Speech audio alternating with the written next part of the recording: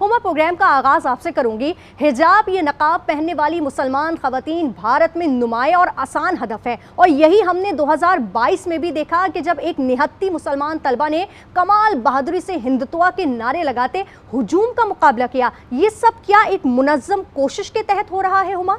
मेरे ख्याल है एक वेव है इस्लामोफोबिया की। तो वेस्टर्न कंट्रीज में भी जहाँ इस्लामोफोबिया हाई है, वहाँ पब्लिक स्पेसेस में आपने देखा कि जो ख़वातीन हिजाब करती हैं उनका हिजाब पुल किया जाता है या उनको अटैक किया जाता है। लेकिन भारत में इसका होना जो है वो इंतहाई शर्मनाक है, क्योंकि भारत को तो कल्चरली सेंसिटिव होना चाहिए। और फिर उससे भी ज्यादा अहम बात ये कि ये तो मंत्री थे ना जी, ये मिनिस्टर थे जो उस बच्ची को नौकरी का परवाना दे रहे थे। और मेरे ख्याल ये बात उनको अपनी कॉन्स्टिट्यूंसी में फ्लोट करना मुश्किल थी। तो मेरा मौकिफ ये है कि ये उन्होंने बाय डिजाइन किया। उनकी पोजीशन पे ये बगैर सोचे समझे नहीं किया जा सकता। तो वो अपनी कम्युनिटी को या अपने वोटर्स को ये कैसे कन्विंस करें कि वो एक मुसलमान को नौकरी का परवाना दे रहे हैं। तो उसको उन्होंने जहरीला करने के लिए, उसको अंडरमाइन करने के लिए उन्होंने ये हरकत की। लेकिन उससे भी ज्यादा शर्मनाक बात यह है कि इंडिया में कैटेगोरिकल रिजेक्शन नहीं है इसकी।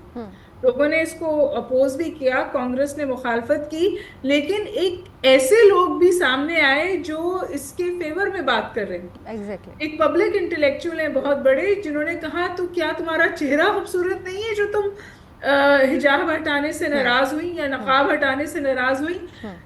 टोटल कल्चरल इंसेंसिटिविटी, और फिर उसको डिफेंड करना। तो मैं समझती हूँ कि जो सेफ्रेनाइजेशन है इंडिया की, जिसको उन्होंने बहुत तेजी से फैलाया है, यूनिवर्सिटीज में फैलाया, जुडिशरी में फैलाया, आम आवाम में फैलाया, अब पूरी जो उनकी इलेक्टोरल पॉलिटिक्स है वो इसी पर समझिए मबनी है। और बिहार में तो उन्होंने इलेक्शंस जीते हैं और एंटाई मुस्लिम वोट, एंटाई पाकिस्तान वोट पे इलेक्शंस जीते हैं, तो उसी को वो कंसोलिडेट कर रहे हैं। हुमा, जब नफरत अंगेज रवैया आला सरकारी ओहदेदारों की जानिब से हो, वो भी पब्लिक मकामात पर और कैमरों के सामने, तो आम मुसलमान खवातीन को भारत में रोज किस कर्ब से गुजरना पड़ता होगा? वो तो ऑब्वियस सी बात है ना जी। देखिए, पब्लिक विजिलेंसी जो है वो तो इंडिया में कॉमन है। फॉर एग्जाम्पल बीफ के ऊपर आपको पता है, और इसकी आप हिपोक्रेसी देखिए, इसकी मुनाफिकत देखिए। Largest exporter, one of the largest exporters of beef है इंडिया। लेकिन छोटी छोटी दुकान वालों को या जो तरसील में हैं, बीफ के इन्वॉल्व हैं, उनको ये पब्लिकली मारते हैं, उनके घरों को जलाते हैं, उनको घरों से निकाल कर घसीट के मारते हैं। So overall targeting and persecuting Muslims is a state policy, क्योंकि इससे वो इलेक्टोरल गेन्स हासिल करते हैं। और जो सेफ्रेनाइजेशन है और जो हिंदुत्व का प्रोजेक्ट है उसमें बढ़ावा हासिल करते हैं। पोलराइज हो गया इंडिया, उसका सेक्युलरिज्म, कॉन्स्टिट्यूशनलिज्म, बल्कि जमहूरियत भी कमजोर पड़ी है, लेकिन ये रवैये कमजोर नहीं पड़ रहे। आमिर साहब, हिंदुस्तान पहले ही खवातीन को हिरासा करने और ज्यादती के वाकयात में दुनिया भर में बदनाम है।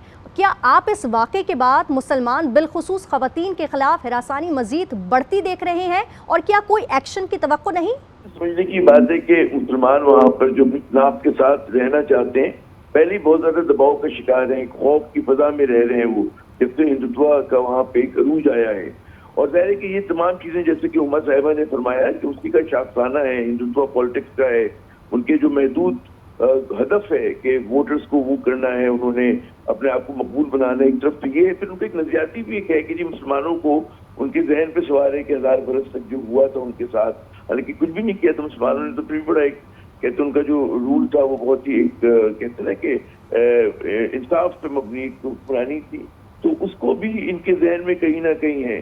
तो उस चीज को ये तारीखी एतबार से भी आप देखें कि वो तारीखी फिल्में भी ऐसी बना रहे हैं कि जो डिस्टॉर्ट कर रहे हैं, मुसलमानों की शनाख्त को भी चैलेंज कर रहे हैं। वहाँ पे जो भी मुसलमान मेन स्ट्रीम में अगर उसने अरूज पाया, जैसे कि एक्टर्स की बात करें या कोई अगर वो सिविल सर्विस में है वहाँ की, तो उसने अपनी मुस्लिम आइडेंटिटी को डाइल्यूट किया है और उसके बाद ही उसको एक्सेप्टेंस मिला है।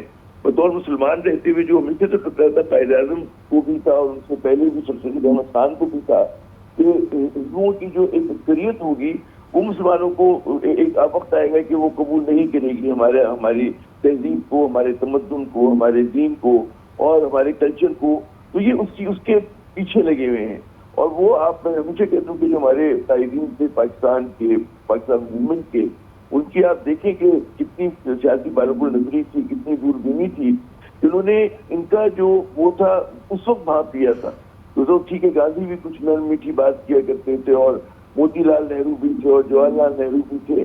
तो वो भी मतलब ये नहीं कि कांग्रेस जो है वो बहुत ज्यादा अलग है इनकी सियासत से। वो जरा सटल अंदाज से जो है डिस्क्रिमिनेशन करते हैं, लेकिन डिस्क्रिमिनेशन तो वो भी करते हैं। और हिंदू मुस्लिम कुछ फसादात तो कांग्रेस के दौर में भी हुआ करते थे, वो ज्यादतियां तो उनके दौर में भी होती थी, लेकिन ज्यादा बेईमाना तरीके से, ज्यादा एक कहते हैं नेकेड अग्रेशन आ गया है यहाँ पर, और वो उसका शासनाना है। और मैं नहीं समझता कि इसके बाद ये सिलसिला रुकेगा। एक सिंबलिज्म है, और मैं समझता हूँ कि इस वजह से जो उन्होंने हरकत की है उनके वज़ीर आला ने, वो भारत की वैसे कहते हैं ना बदनामी का मोटिव बने हैं। क्योंकि कोई भी सेंसिबल लोग जो हैं उस हैसियत पे, बुलंद मुकाम पर उस तरह की छोटी हरकतें नहीं करते।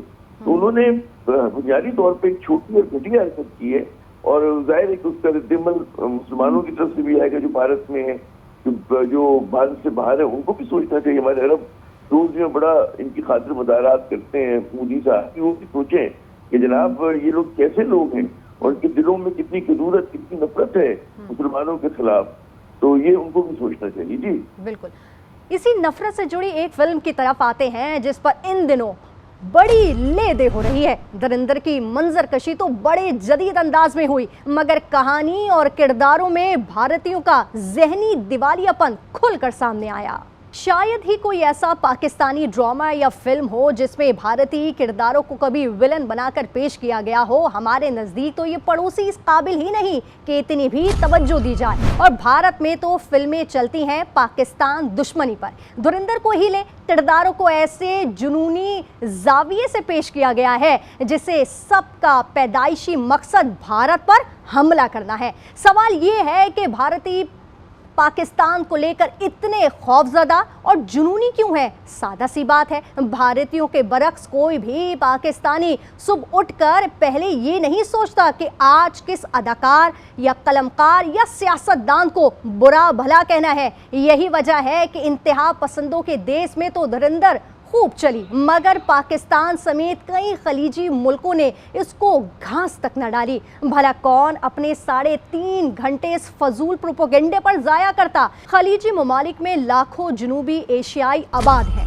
इसलिए पाबंदी से फिल्म को धचका तो लगना ही था। मगर ना तो ये पहली पाबंदी है और ना ही आखिरी। मुस्तकबिल में भी अभी और पाबंदियां लगनी है, खास तौर पर ऐसे वक्त में जब खलीज में पाकिस्तान की सिक्योरिटी अहमियत कहीं ज्यादा बढ़ चुकी है। हुमा, धुरंधर पाकिस्तानियों और मुसलमानों को एक मनफी रुख से पेश करती है और असल में ये भारतीय रियासती बयानी से जुड़ी है। इस पर आप क्या कहेंगी? देखिए, भारत में वो तमाम फिल्में जो इंडियन टॉक्सिक नेशनलिज्म को प्रमोट करें, चाहे वो फैक्चुअली इनकरेक्ट भी हों, उनको टैक्स एग्जाम्पशन मिलती है। तो जो फिल्म मेकर्स हैं इंडिया में, वो जब ये एंगल फिल्मों में लाते हैं तो उसका उनको माशी फायदा मिलता है।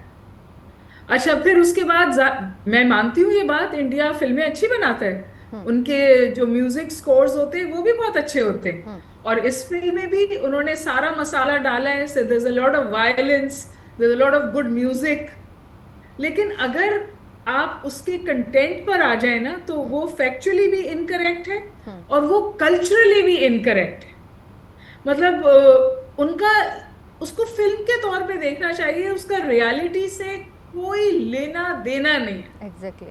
जो लियारी उन्होंने पोर्ट्रे किया है, जो उन्होंने कल्चर दिखाया है, वो लियारी नहीं है। और मैं ये बात इसलिए भी बहुत ज्यादा वसूख से कह सकती हूँ क्योंकि आई एम जस्ट अपनी किताब एक मैं लियारी पे खत्म कर रही हूँ ना, कंपाइलिंग अ बुक, जिसमें हम भी उसके कॉन्फ्लिक्ट मैट्रिक्स की बात करते हैं। हम भी लियारी के जो मसाइल हैं हम उनकी बात करते हैं, वहाँ जो पॉलिटिकल पोलराइजेशन है, जो वहाँ का कॉन्फ्लिक्ट मैट्रिक्स है। लेकिन Lyari is lot more than that. Lyari तो आप world famous women boxer Lyari से है, फुटबॉलर्स लियारी से हैं, आर्ट लियारी से है, कल्चर लियारी से है, विमेन रेजिलियंस ऑफ लियारी जो है वो तो नोन है, एंटरप्रेन्योरशिप नोन है। तो लियारी निग्लेक्टेड एरा है, लेकिन आप मुझे ये बताइए कि इंडिया में ऐसे हजारों किस्से और एक हजारों जगहें हैं जिनको पिक करके उस पर फिल्म बनाई जा सकती थी। वाई पिकअप हुमा, लियारी, इसके साथ हम ये भी वाई। देखते हैं कि मकबूजा कश्मीर भी उनको नजर नहीं आता।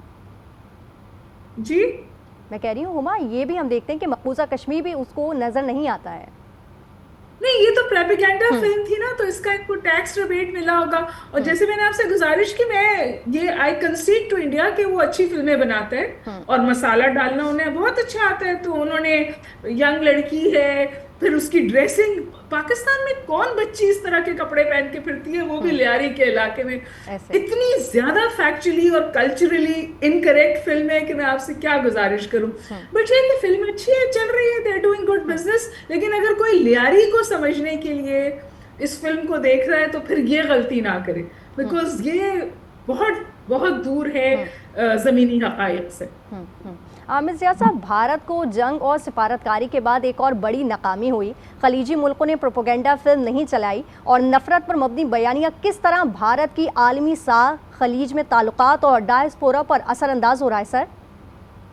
अरे मुझे समझ में ये नहीं आता कि पाकिस्तान और पाकिस्तानी जो है वो क्यों इस फिल्म पे इतना भरपूर रद्द-ए-अमल दे रहे हैं।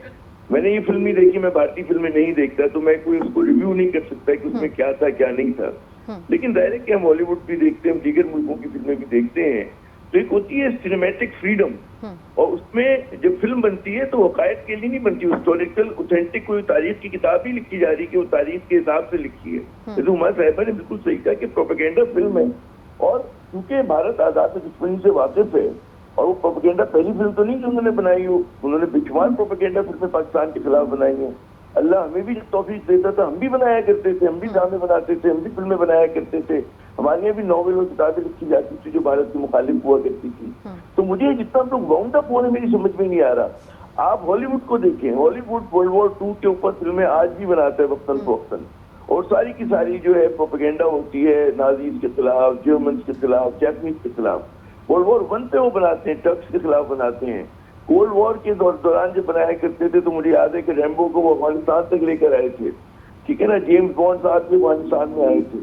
तो ये एक हमेशा जो सॉफ्ट पावर होती है उसको इस्तेमाल किया जाता है अपने मुखालिफ के खिलाफ, अपनी आइडियोलॉजिकल जो हरीफ होते हैं। तो मुझे कोई उसके ऊपर ना दुख हुआ है ना मुझे कोई परेशानी हुई है। भाई उनका काम है, वो यही करेंगे। हम लोग क्यों इतना वक्त जाया करो उसके ऊपर, हम क्यों उनको एक नेगेटिव पब्लिसिटी दे रहे हैं और उसको कुछ होने का मौका दे रहे हैं। उन्होंने फिल्म बनाई, अल्लाह हमें भी तौफीक दे, हम भी एक अच्छी फिल्म बनाए उनके खिलाफ। ये तो यही तरीका होता है, और इसमें कोई शिकायत करने की बात नहीं है कि हमारा रिव्यू है कि जी ऑथेंटिक नहीं है, और वो जो हमारा रहमान डकैत तो उसके तरीके दूसरा। भाई जब आप फिल्म बनाते हैं तो तरीके को सख्त करते हैं, उसके अंदर आप जनाब मतलब नई चीजें डालते हैं, वो हकीकत के हिसाब से नहीं होती है।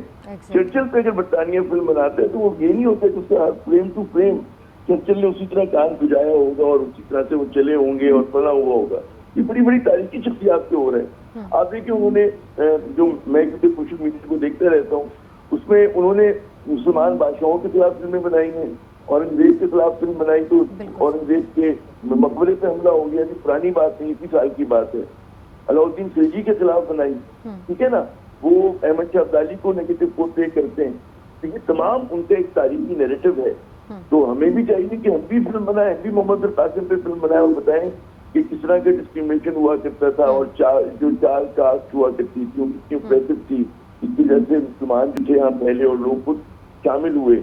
हम बताएं कि जी अहमद शाह अब्दाली ने कैसे मराठों की कमर तोड़ी, हम भी बताएं कि जी पृथ्वीराज का क्या हमने नशर किया, ठीक है ना। तो हम क्यों, उनकी तो हमारी तो जनरल हिस्ट्रीज है। बड़े सगीर में मुसलमानों की एक बड़ी शिकस्त है खाली, वो है 1971 की जी। बाकी जितने साल हैं हमारे, अगर आप वो देखिए तो वो सारे के सारे जो हैं उसमें मुसलमान ही गालिब रहे। हर बड़ी लड़ाई में, पानीपत की लड़ाई हो, मुगल की लड़ाई हो, कश्मीर के खिलाफ लड़ाई हो, आप उठा के देख लें तो हिस्ट्री ऑन आवर साइड। हमें इतना इस फिल्म को इतना लिफ्ट नहीं करानी चाहिए। मुझे तो हैरत है कि हम उसके ऊपर इतना वाउंड अप हो रहा है। भाई उन्होंने किया, उन्होंने तमाशा किया, आप भी कर लें, आप भी उनको उनका कोई कैरेक्टर लें, उसको नचा दें अपनी मर्जी से, अपनी मर्जी के कपड़े पहना दें। ये तो मतलब है हक होता है। अगर अल्लाह में मुझे पास पैसे हो तो मैं देखें कैसी फिल्म बना के दिखाता हूँ आपको जी। बिल्कुल बिल्कुल आमिर ज़िया साहब, आपने बिल्कुल दुरुस्त फरमाया। हुमा, भारत में तो पाकिस्तानी सोशल मीडिया पर भी कदगन है, जबकि हमारे यहाँ उनके गाने, फिल्में और दीगर जो मवाद है बड़ी आसानी से दस्तयाब है। उसे हमारे रेगुलेटर्स की नरमी कहेंगे या सुस्ती? नहीं जी, आई डोंट थिंक ये इंफॉर्मेशन एज है। और बिल्कुल आमिर सही कह रहे हैं कि हमने खुद इस फिल्म को इतनी हाइप दी कि जो फिल्में नहीं भी देखते वो भी इसको डाउनलोड कर रहे हैं। तो कहा गया है कि पाकिस्तान में इसकी बहुत अनप्रेसिडेंटेड ये फिल्म डाउनलोड हुई है। तो बाज दफा कदगन जो है वो नेगेटिवली हेल्प करती है किसी भी इस किस्म के मवाद को। अगर कदगन ना होती, फिल्म देखते, किसी को अच्छी लगती, किसी को बुरी लगती और खत्म हो जाती। देखिए, मसाला मूवी है, सिंपल, लॉट ऑफ वायलेंस और good music, all of that. वो जो लड़का है, उसका नाम भी नहीं पता है, एक्टिंग अच्छी कर रहा है, give him his credit, but at the end of the day why so much hype?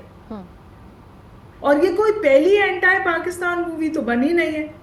Bell bottom, और मैं आपको 10 नाम ले सकती हूँ इंडिया की, तो हर दूसरी मूवी जो है वो एंटाई पाकिस्तान होती है। हर दूसरी मूवी में रॉ जो है वो अच्छी होती है और आईएसआई बहुत बुरी होती है, और रॉ जो है वो आईएसआई को बेल आउट कर रही होती है। ये तो उनका फॉर्मूला फिल्म है। बात ये है कि जो हकीकत तो मई है ना, हकीकत तो ये है कि अभी यूनाइटेड नेशंस की आज रिपोर्ट आई है जिसमें पाकिस्तान का नैरेटिव, पॉइंट ऑफ व्यू सब वैलिडेट हुआ है और इंडिया जवाबदेह हुआ है। हकीकत तो ये है कि आज फिर उन्होंने हमारा पानी रोका है। This is the reality of the India Pakistan relations. ये फिल्में जो हैं, ये फिल्में, इनको फिल्म के तौर पे लें और let it pass. I don't think they are worth the attention we are giving it.